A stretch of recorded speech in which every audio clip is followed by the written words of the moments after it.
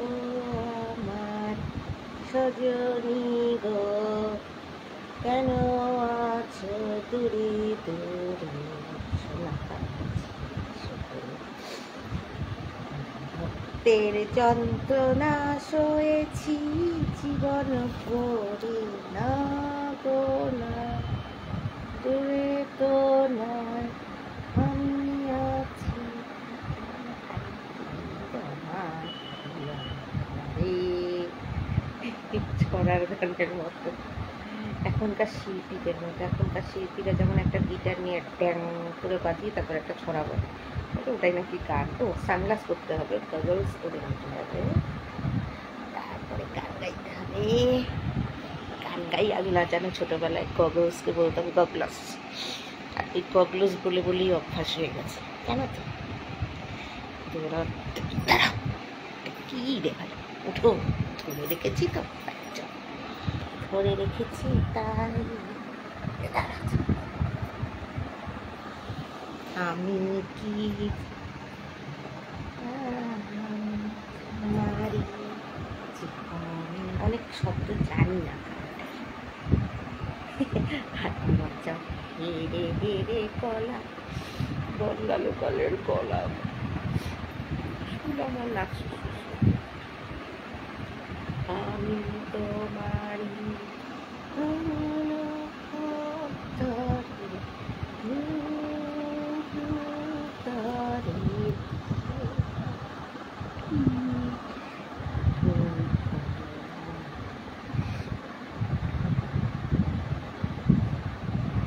দুঃখের যন্ত্রণা সয়েছি জীবন ভরে,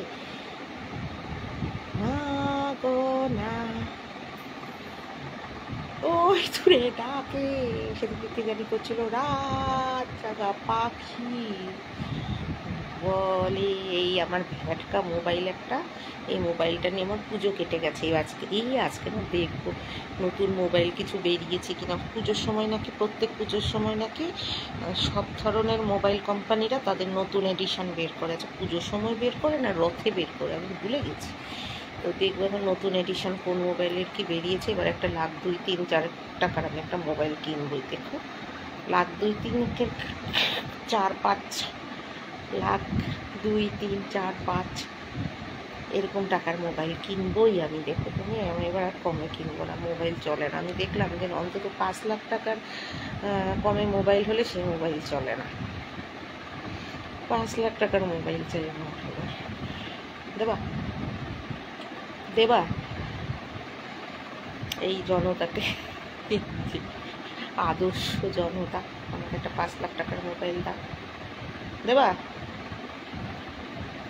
হ্যাঁ, 5 লাখ টাকা তোমার একদম অক্ষয় কুমার বানায় দেবো সাজায়। আর আমার মোবাইলে যদি তুমি ছবি তোলো, ওই 5 লাখ টাকার মোবাইলে তোমাকে আমি জনি লিভার থেকে অক্ষয় কুমার বানায় দেবো। দেবা মোবাইল? আমার একটা মোবাইল দাও না। আমার কত শখ একটা মোবাইলে, নিজের গাটের পয়সায় কিনতে ইচ্ছা করে, সত্যি কথা বিশ্বাস করো।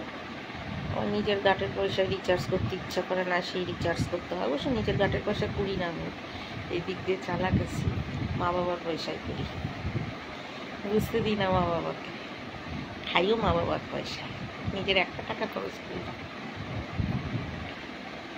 এমনকি পোশাক আশাক ওই কী জানি বলে, সব কিছুর মধ্যে থেকে নিয়ে না, কী জানি বলে না, তালে গোলে, এটা কি গড়পড়তাটা কি বলে না, তালে গোলে হয়ে গেছে বলে না, একই সাথে তালে গোলে ঠিক কেটে বেরিয়ে যাচ্ছি, ওর থেকে কমিয়ে বাড়িয়ে চলে তালে গোলে।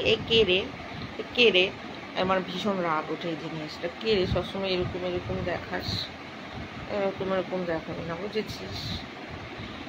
আমার না খুব শখ ছিল আমাকে কেউ একটা মোবাইল গিফট করবে, 10-এর নিচে হলেও হবে, খুব শখ ছিল। আমাকে নিজের দামি মোবাইলটা যদি দেয় সেকেন্ড হ্যান্ড তাও হবে, কিছু তো আমি চলার চাই, চলা না হলে আমার দাঁতগুলি দিন দিন ছোট হয়ে যাচ্ছে। কেন তো দাঁত বড় ছিল, হাসলে পরে দূর থেকে দেখা যেত, হা করে থাকলেও দেখা যেত দাঁত বেরিয়ে গেছে। এখন ছোট হয়ে যাচ্ছে কেন? মানুষের তো আরো শুনেছি বয়স হলে দাঁত ইরম হয়ে বেরিয়ে যায়, আমার দেখি মুখ ঢুকে যাচ্ছে, চেপে যাচ্ছে। সেদিনকে মা বললো যে তোর তো এরকম ছিল না। সত্যি কথা, আমার তো কিন্তু এরকম না। আমার পিসি বোন সবার একটু এই জায়গাটা এগোনো, খুব এগোনো না, মানে শেপটা। আমার ইদানিং মায়েদের মতো গোল হয়ে যাচ্ছে, আসলে মুখটা ফুলে যাচ্ছে বলে না। মুখটা কিন্তু অনেকটা কমে গেছে, ওষুধ খাওয়া কমিয়েছি তো, মানে বন্ধ করেছি তো, কমে গেছে। দেখো জেগে থাকতে পারি, এই করতে পারি, দেখো না তো থাকতেই পারছি না, এই আর কি। দেখো এখন জানো তো আমার রোজ সকালে ঘুরতে যেতে ইচ্ছা করে, ঘুমটা ভেঙে যায় তো, আর ফ্রেশ হয়ে যাই তখনই আমি। ফ্রেশ মানে কি, ঘুমটা ভেঙে যাওয়ার পরে না, মানে হাগামোটা ফ্রেশ না, মানে ফ্রেশ লাগে। আর আমার তো বললাম না, ঘুম থেকে উঠেই আমি চুল আশ্রয়, চুল টুল একবার আশ্রয় ফেললে না, মানে চুলের কায়দা কানুনটা আমার একবার যদি হয়ে যায়, আমার আর থাকতে ইচ্ছা করে না। আর আমার ব্যাগ তো সবসময় রেডি, মানে জলের বোতল, ছাতাটা একদম দুয়ারের কাছে রেখে দিই সবসময় আটকে। তার মধ্যে ছাতাটা তো উনি ছিঁড়ে দিয়েছেন করে টেনে, এত পছন্দের ছাতাটা, 3 বছর ধরে চালালাম, কিচ্ছু হলো না। সেদিন ছিল করে, তাও মা বলছিল সেলাই করে নে, ইচ্ছা করে সেলাই করতে, মা দোষ দিল আমাকে, বলে এতক্ষণ খেলছিল, ছিল না, তোকে দেখে ছিঁড়ে ফেললো। তো মা ওই কী কথা, আমাকে দেখলো ছিঁড়ে ফেললো। সে এখন গার্ডার মেরে মেরে চালায়, মানে কী হয়েছে, ছাতা খোলা বন্ধ সব কিছু যায়, কিন্তু বন্ধ করলে যে এরকম করে আটকে দিয়ে চ্যাট করে দিতাম, সেটা উঠে গেছে, খুলে দিয়েছে ওই যে তারটা না দড়িটা, যেটা দিয়ে যে এরকম প্যাচ মেরে আটকায়। তো এখন কী করছি, এর জন্য ওই জায়গাটা, ওই ছাতাটা বন্ধ করে ওই প্যাচ মেরে তারপর একটা গার্ডার আটকে রাখি। কী করবো বলো তো, মানে একটা মানে খচ্চুর ছোটো বোন আমার, ওটা আমার বোন, জানো তো। দেখলে না কেমন করে আঙ্গুলগুলো খেলো সব কটা নখ পুজোর সময় কেটে কেটে, দেখো নখগুলো কী অবস্থা। এই নখ দেখেই বোধ হয়, তাও তো এখন একটু বড় হয়েছে, আরও ছোট ছিল। এত বড় বড় নখগুলি করলাম, মানুষ যে না ওই জন্য ওই বিয়ার নখ, সেটা না, বিয়ার নেই না, তবুও মানুষ যে নখের কী সব করে টরে না, তারপরে যে মানে যেটা সুইটেবল নখ দেখতে হয়। হ্যাঁ, নেল পালিশ করে, আগে তো ওই নেল ফেল আর্টিফিশিয়াল এগুলি ছিল না। হ্যাঁ, সিনেমা আর্টিস্টদের ছিল বা খুব কমই ছিল। আমি আর্টিফিশিয়াল নেল অনেক আগেই দেখেছি, তখন আমি টাকমাথা করি মাথায়, তখনও আমি দেখেছি। আমরা তো করতাম মাধবীলতার পাপড়ি দিয়ে, মাধবীলতা ফুলের পাপড়ি দিয়ে করতাম তো। আর কলকা ফুলগুলি আঙুলে ঢুকিয়ে রাখতাম। এখন যে এত বড় বড় নখ দেয়, যেমন ইউন করে ডাইনির মতো, ছিঁড়ি লাগে, মানে আগের মতো কী করি, ওই হাতে রান্না খাই কী করবো, রান্নাটা করে কী করি, সবই তো ঢুকে থাকে নখের মধ্যে। নাকি রোজই একটাই রোজই খুলে, জানি না বাবা, তাতে তো নখের ক্রিটিক্যাল নষ্ট হয়ে যাবে, এই যে গ্লুটা লাগবে আর গ্লুটা ওঠানো হবে, জানি না বাবা কী করে না করে। হ্যাঁ, তবে হ্যাঁ এটা ঠিক যে নিজেদের নখ রাখলে অনেক, ওই নখটাকে অনেক বুঝে চলতে হয়। আর নখ তো একটা সময় একটু ফেটে যায়, জলের কাজটা যারা করে, যেমন ধরো আমার এই জায়গাটাতে নখটা ফেটে গেছে, তারপর আমার বাড়িতে বেড়াল আছে, কামড়ে টামড়ে বই করে দিচ্ছে, তারপরে অনেক সময় ক্যালসিয়ামের অভাব হয়। আর আমার নখ ভীষণ মানে বাড়ি খায়, আর আমি না নখ থাকলেই নখ দিয়ে মানে এটা ফুটবো, মানে নখটাকে আমি অস্ত্রের মতো ইউজ করি, অনেক কিছু উইপেনের মতো। ধরো কোনো একটা কিছু খুলতে পারছি না, নখটা দিয়ে ফুটছি, প্রত্যেকে প্যাক্ট করে দেয়। হ্যাঁ, এইটা টিফিন বক্সের মুন্ডু খুলতে পারছি না, নখটা দিয়ে করছি, যেটা উচিত না। সেদিনকে পড়ছিলাম যে নখটাকে কী করলে নখ আপনার ঠিক থাকবে। নখটাকে কখনো উইপেনের মতো ইউজ করবে না, নখটাকেও আপনি আপনার শরীরের মানে চোখ টোক এরকম অঙ্গের মতো করে যত্ন করুন, তাহলে নখটা আপনার আঙুলে ঠিক থাকবে। আমি তো সেটা করি না, আমি তো নখটা নিয়ে দিই, এটা ওটা সবাই যেটা করে, আপনি কিন্তু আর একা নয়, সবাই বোধহয় করে, মানে 50%-এর উপর মানুষ সেটাই করে। তো এখন বোধহয় মানুষের সেটা করা বন্ধ হয়েছে, তো এই জন্য বিয়ার নখগুলি রাখতে পারে, কিন্তু আমার ভীষণ ইচ্ছে রাখতে, আর বলো না কেন। আমার নিজের হাতের নখ, কিন্তু তো অসুবিধা হয়, তো গ্লু ছাড়া যে নখগুলি আছে সেগুলি ঠিক। ইদানিং একটা হ্যাক দেখছিলাম যে যেখানে বলছে যে আপনি নিজেই নিজের নখ বানিয়ে নিন, ও আর দোকান থেকে ওই সে 2000-3000 দিয়ে ওইটা করতে হবে না, এমনি যে মানে অনলাইন বা দোকান থেকে যে নখের পাতা কিনে নিয়ে এসে লাগায়, বিয়ে টিয়েতে দেখতে হবে না, মানুষ করতে হবে না। সে প্লাস্টিক দিয়ে হ্যাক করছিলাম, তারপরে মধ্যে নেল পালিশ পরিয়ে নিচ্ছি, খারাপ লাগছিল না, কিন্তু এত খাটনি আমি খাটতে পারবো না। তো আমি ঠিক করেছি এখন যে আমি দোকান থেকে ছোটো ছোটো করে কিনে আনবো, তাই না, ছোটো ছোটো করে নখের নখের শেপে কেটে নেবো, আবার যদি ওটা হাত থেকে পড়ে গেল আবার ওটার আর একটা যে রয়ে গেছে, মানে ধরো 10 আঙুলের 10টা এরকম বড় বড় নিয়ে আসবো। এবার সেটারই কেটে কেটে কেটে কেটে ধরো একটা নিলাম কি সবকটা আঙুলে লাগানো, তার মধ্যে যদি থেকে গেল তো থেকে গেল, না থেকে গেলে তো আবার আর একটা নিয়ে নিলাম, ওইভাবে কিনবো। আমার মা বলে কি কাগজ দিয়ে কর, আর্ট পেপার দিয়ে কর, ছোটো ছোটো আর্ট পেপার নিয়ে নখটা তার মধ্যে আটকায় আর্ট পেপার একটু শক্ত শক্ত, যেটা খুব শক্ত না কিন্তু যেটা একটু ফোল্ড হয়, ব্যান্ড হয়।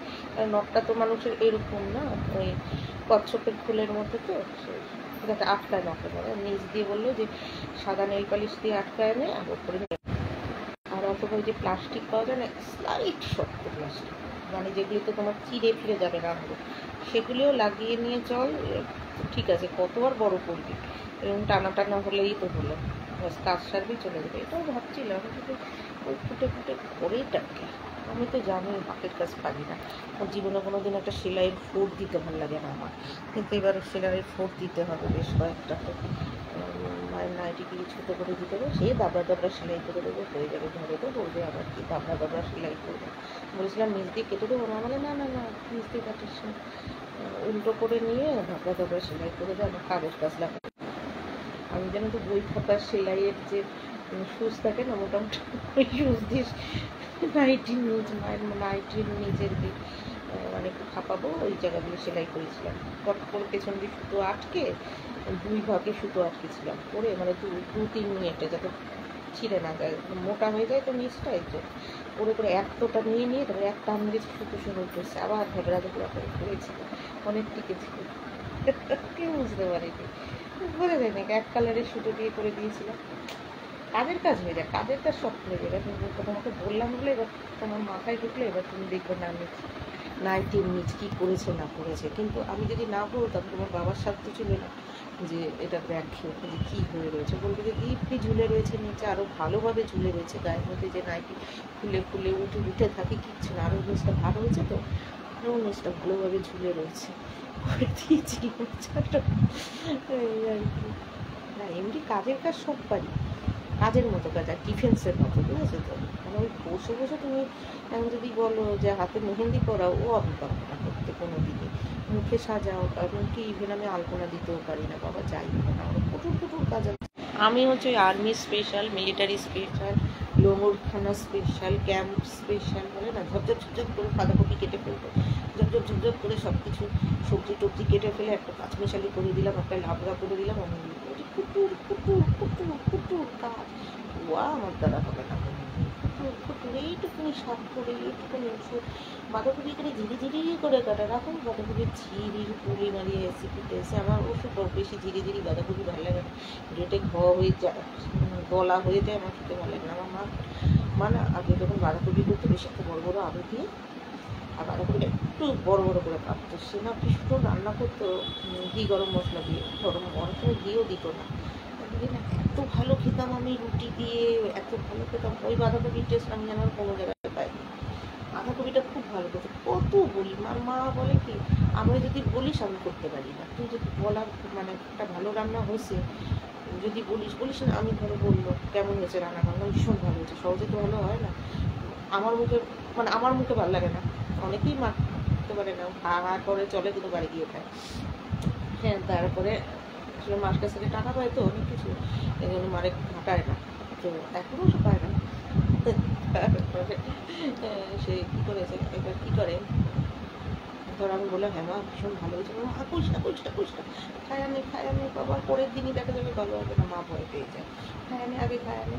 আবার কোনো একটা রান্না ধরো বাটির মধ্যে করে দিয়েছে, এবার ভাত দিয়ে খা, মানে অনেক কিছুর সাথে একটা বাটি, কিন্তু তুই আগে একটুখানি খায়া দেখ, তুই যে ভাতটার মধ্যে মাইখা নিলি যদি ভালো না হয়, মানে মার নিজেরই আশ্বস্ত নেই যে ভালো হতে পারে রান্না, মার যদি রান্না ভালো হয়ে যায় সেটা মানে কাকতলীয়ভাবে ভালো হয়ে গেছে, আমরা যেমন চিন্তা করে জানি যে এটা রান্নাটা ভালো হচ্ছে, খেয়ে দেখি ওইদিকে মার জীবের টেস্টারও হবে না, মানে টেস্টার হিসাবেও মা করতে পারে না, মানে মা 10 জনের জীবের স্বাদটা বুঝতে পারে না, মানে মা যেই টেস্টের জীব, মাকে যদি কোনো রান্নাবান্না বিয়ে বাড়িতে বলেন একজন টেস্টার রাখে, দেখুন নুনটা ঠিক হয়েছে কিনা। সে টেস্টারের উপর ডিপেন্ড করে কিন্তু সব রান্নাবান্নাগুলো ভালোভাবে চলে। আর তোমার নিমন্ত্রিত রাখা, আর যদি সেটা ভালো না হয়, টেস্টারই যদি ভালো না